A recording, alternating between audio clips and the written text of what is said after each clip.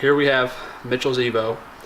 We're gonna wash it first and then clay it, then dry it all off. We're gonna polish it and then put some kind of protection on here.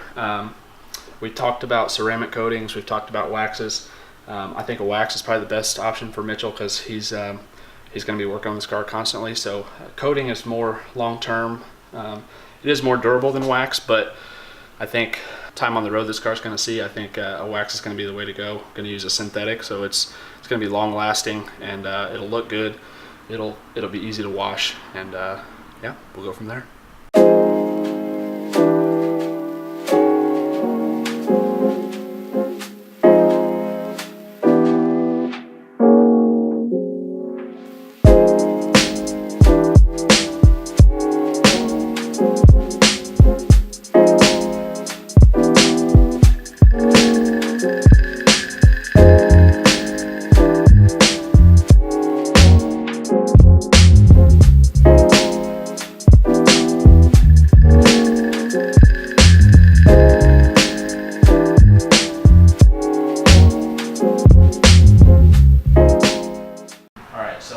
Next step is clay. So we've washed the car, so everything that was loose, all the dirt and dust and stuff, has been cleaned off. The next step is to take out bonded contaminants, stuff that's actually stuck in the paint. And the way that we do that is with clay. This is an aggressive clay. This is Optimum Firm or Optimum Aggressive, I'm not sure what it's called. O&R mixed in a spray bottle. It's just as easy as it sounds, and it's just as simple as it sounds. It's just clay. And what this does is, you can hear it. You hear all the stuff being sheared off the paint, and then once it goes quiet, it's perfectly smooth. And that's what you want to do before you start to polish.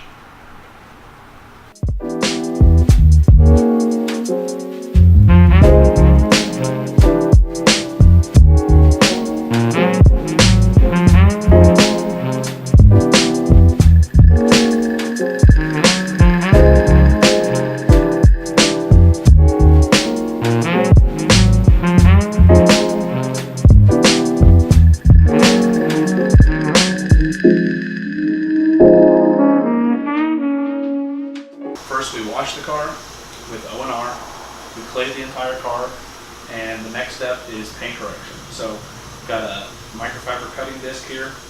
It's a 5 1/4 inch from Lake Country, Just Car Correction compound. This is the first step in refining the paint.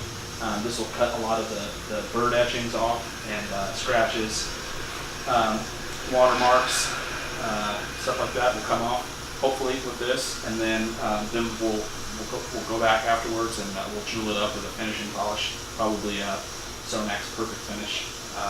So we've got a tape line here. We're going to do a 50-50. If you want to come over here in the light, you should really be able to see these bird drop etchings here, up here in the corner, and then I'll shut off the light so we can really see how bad this paint is. So we'll see what we can do. The trick is, there you go, try to catch the same angle that my flashlight is right back into the lens. So you can see up here in the corner there's some really bad etchings in the paint from bird droppings. Just general scratches and swirls like you would see on most cars that haven't been properly maintained. But we should be able to cut these out. Paint's pretty hammered, as you can tell. We'll see what we can do.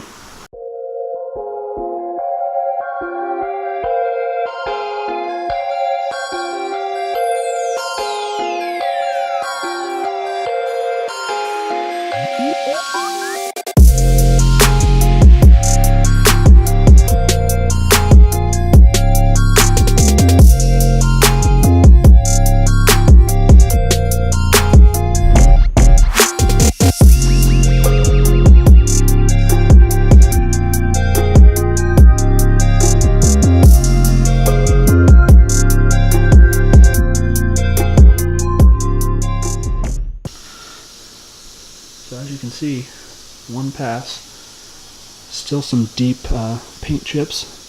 Still got a little work to do up there in the corner. As you can see that That bird drop is still there, but I mean, I would say, in all fairness, that's probably 80%. We come over here, see how bad it is, and then we come back over here and see what we just did. See.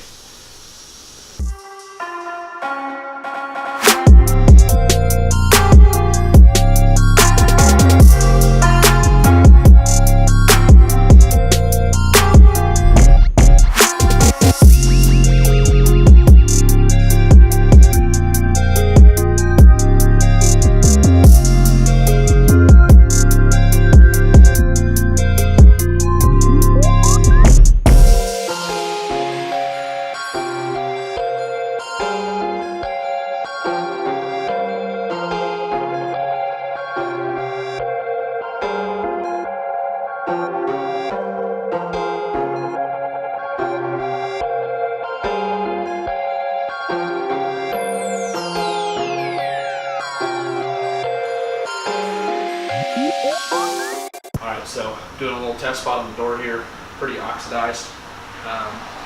So tape line, tape off the trim. I'm not going to do the whole door, otherwise I would go ahead and tape all the trim up. I just want to see no color transfer in the pad on the hood, which makes me think it's been repainted.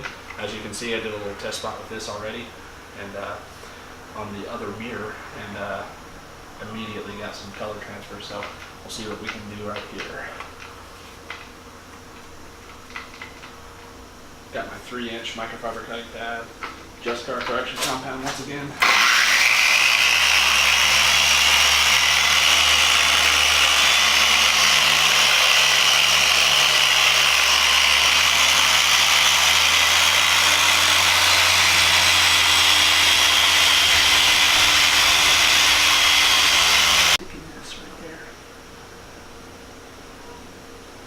So that's one pass.